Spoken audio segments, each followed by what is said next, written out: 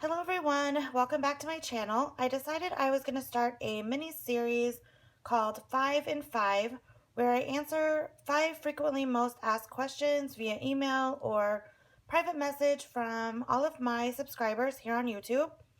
And I thought it would be fun to kind of just upload this video in the middle of the giveaway. And if you haven't entered my giveaway that I'm having on my channel, you still have time to do that.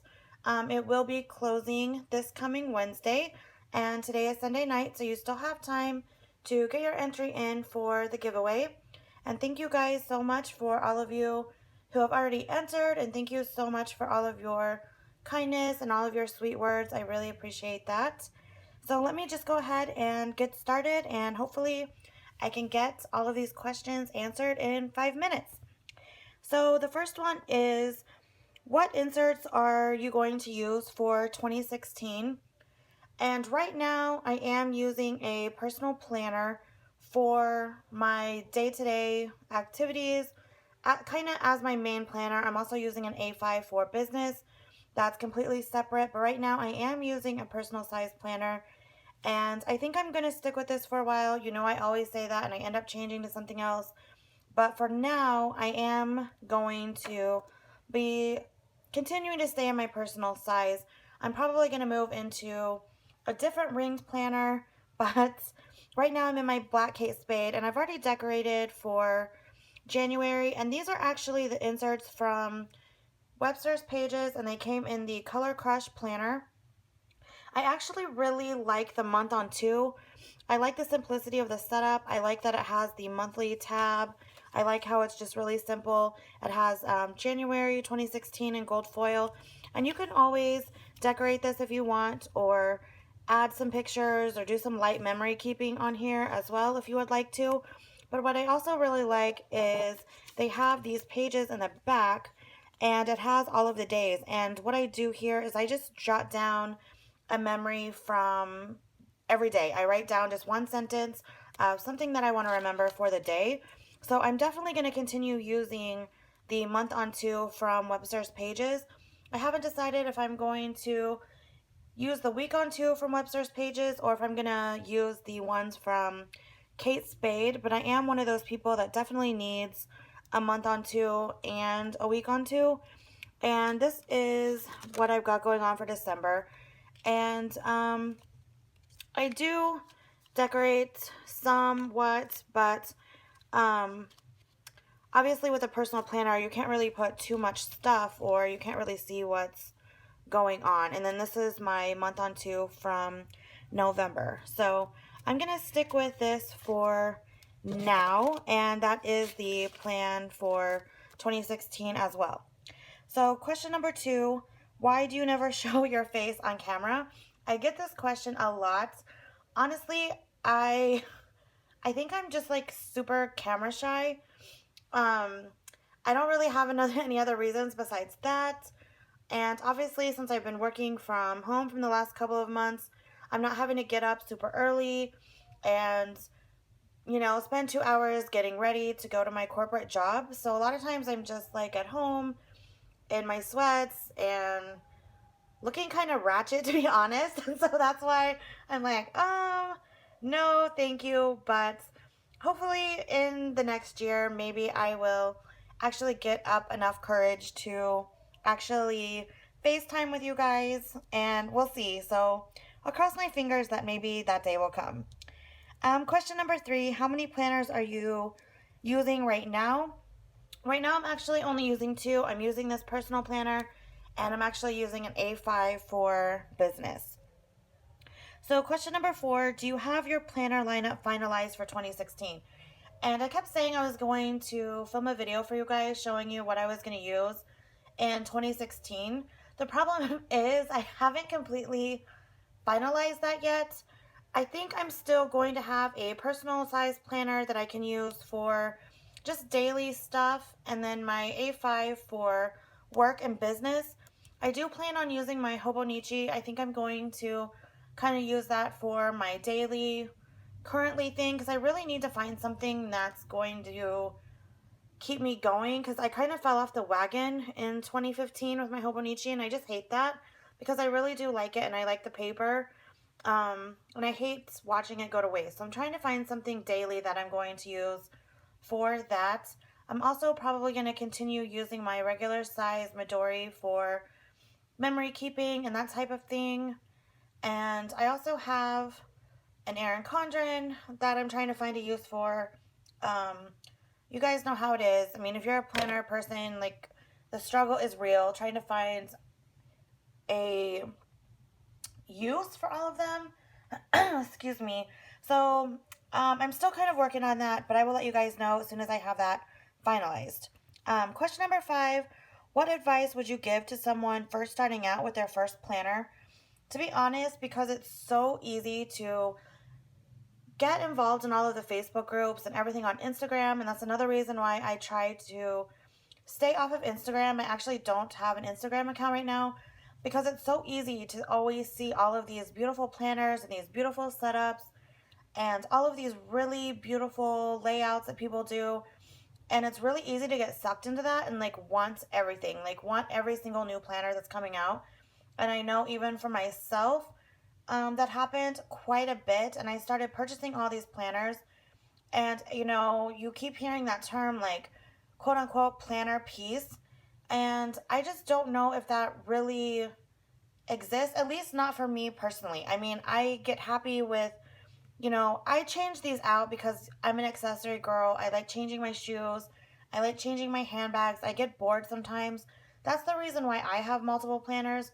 To be honest, if you're new and you don't know if you're going to like a ringed planner, I suggest like trying something like from Webster's Pages. Try a personal size, try an A5 size, start with something affordable because you may get it and you may just hate it. Instead of, spending $150 on, um, a Filofax or $100 on a Filofax that you don't know if you're really going to love and you're going to use, I would try something less expensive first just to see, or even trying one of the inexpensive planners from Target. There's like several different lines at Target you can get really inexpensively, especially if you want to try like a spiral planner or even something from Paper Source that you can still customize. They are normally like $30, but they always have a 20% off coupon. I would suggest going that route and just trying something that you think you're going to like. Set up your system, start planning in it, see how things kind of work for you, see if things are falling through the cracks, see if you enjoy using it before you start investing. And I have a lot of the Webster's Pages Color Crush planners in the personal size, like I said, mainly because I like changing out the colors. And if you just purchase the binder, it's like $24. So it's a really affordable way to be able to have options and have different colors, and you're not breaking the bank. And because I get bored and like to switch things out a lot, and I know that about myself, I like to do that and not purchase the original Filofax in every single color. I love it, don't get me wrong, but I only purchase the colors that I know I'm going to love and I know that are different from the other colors that I can get out there that are readily available. So I hope that makes sense. And bonus question is, what advice would you give someone who is thinking about starting a business? To be honest, the advice I would give someone is just do it, try it, because you're never going to know unless you try.